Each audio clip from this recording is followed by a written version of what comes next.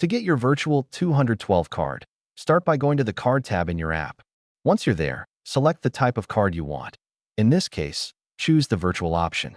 After selecting it, you'll be able to pick a card color you like. Once you've made your choice, press Continue, and the app will generate your virtual 212 card instantly. 12 card. Start by going to the Card tab in your app.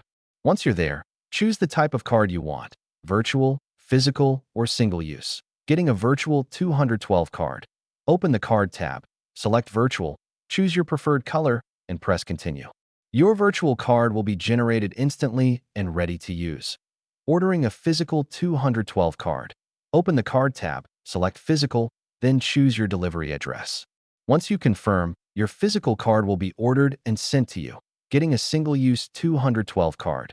Go to the Card tab and select Single-Use Card. The app will generate a disposable card number you can use for secure, one-time payments.